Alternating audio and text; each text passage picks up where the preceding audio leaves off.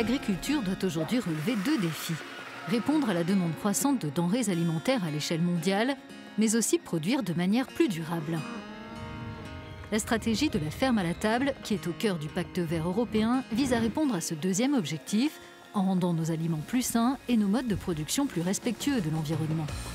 La surexploitation des terres et la pollution rendent ce changement de paradigme urgent en vue d'atténuer les effets du changement climatique et de protéger la biodiversité.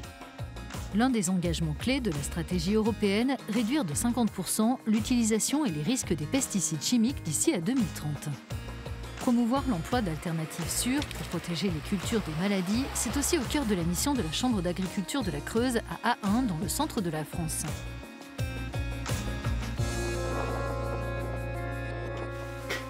Ici, des experts mettent en place des protocoles définis par le réseau DEFI, une initiative publique française dans la lignée de la stratégie de la ferme à la table qui aide les agriculteurs à améliorer leurs pratiques en matière d'utilisation de produits phytosanitaires.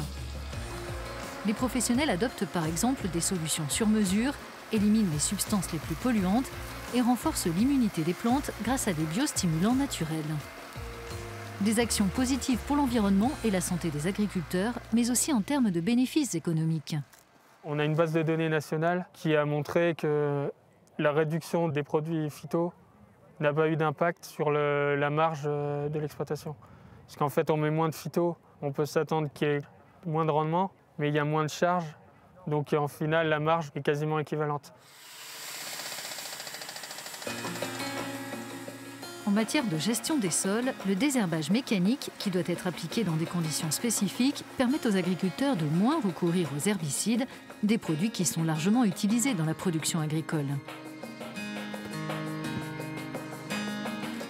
Grâce à cette pratique, on pourrait supprimer encore beaucoup plus la consommation d'herbicides. Mais pour ça, il faut utiliser cette machine au bon moment, au bon stade et avec le bon réglage pour ne pas compromettre le développement de la culture. L'éducation joue un rôle important dans ces initiatives nationales et européennes. Les élèves du lycée agricole d'Ahun représentent la prochaine génération d'agriculteurs. Dans l'avenir, ils emploieront certainement des méthodes de production alimentaire plus durables en vertu de nouvelles réglementations. Selon eux, une révolution culturelle est en cours dans le monde rural. Oui, j'ai l'impression que ça s'accélère un peu plus en ce moment. Parce qu'avant, ils étaient beaucoup sur les pesticides et aujourd'hui, il y en a beaucoup qui se remettent en question. Mon père est agriculteur biologique et je sais qu'on peut produire en faisant attention à tout ça. Maintenant, il faudrait utiliser d'autres méthodes pour pouvoir toujours avoir le même rendement, pour avoir une nourriture de meilleure qualité et puis préserver notre environnement, notre planète. La ferme du lycée agricole fait pousser ses propres cultures et mène des activités d'élevage.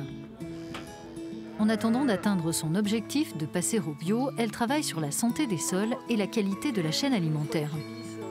La biologie, elle commence par le sol. S'il y a de la vie dans le sol, on donne vie aux plantes, on donne vie à l'animal. Notre plante, si elle est saine au départ, ensuite l'animal va manger cette plante et il va produire une viande et un lait sain. Et automatiquement, nous, quand on va consommer ce lait et cette viande, eh bien, on aura des aliments sains.